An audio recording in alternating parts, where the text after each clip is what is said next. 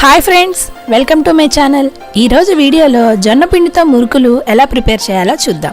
జనరల్గా ఎప్పుడు మురుకులు బియ్య పిండితోటి శనగపిండితోటి చేస్తుంటారు కదా. ఈరోజు డిఫరెంట్గా జొన్న పిండితో చేసేద్దాం.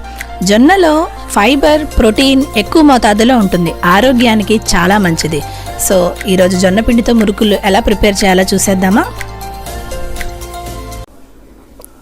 కావలసిన పదార్థాలు: జొన్నపిండి, బియ్యపిండి, శనగపిండి, నువ్వులు, కారం, జీలకర్ర, వాము.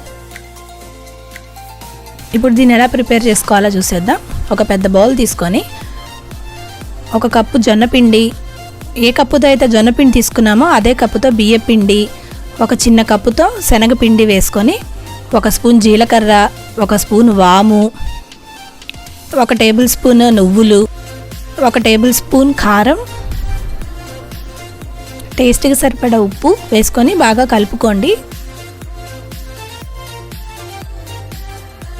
ఈలోపు పక్కన స్టవ్ ఆన్ చేసుకొని ఆయిల్ వేడి చేసుకుందాము. ఈ వేడి ఆయిల్ ఆ పిండిలో వేసుకొని బాగా కలుపుకోండి.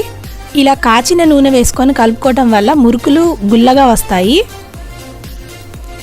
ఈలోపు నీటిని వేడి చేసుకుందాము. ఈ కాచిన నీటితోటే ఈ మురుకుల పిండిని కలుపుకోవాలి.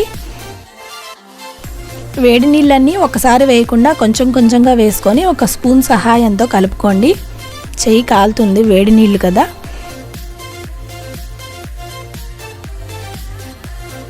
ఇదిగోండి, ఈ విధంగా పిండి రావాలి.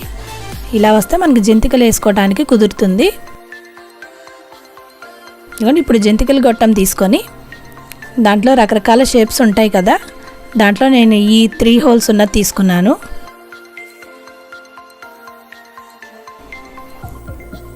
ఈ అడుగునున్న జంతికలు కొట్టడానికి ఇలా సైడ్స్ అంతా ఆయిల్ అప్లై చేసుకొని ఈ విధంగా కొంచెం పిండి ముద్దను తీసుకొని దాంట్లో వేసుకోండి.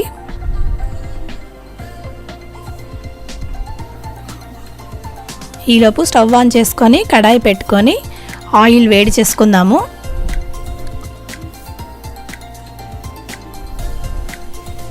ఆయిల్ వేడయింది. ఇప్పుడు జంతికలు అందులో వేసుకుందాము. జాగ్రత్తగా కొంచెం కొంచెంగా వేసేసుకోండి.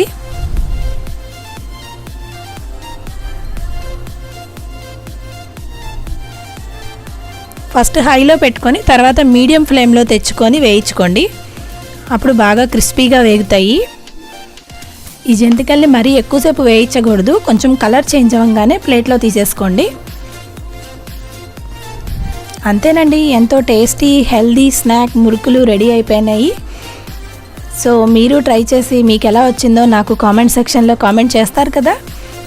ఈ వీడియో మీకు నచ్చినట్టయితే లైక్ చేయండి, షేర్ చేయండి, మీ ఫ్రెండ్స్ అండ్ రిలేటివ్స్కి ఫార్వర్డ్ చేయండి.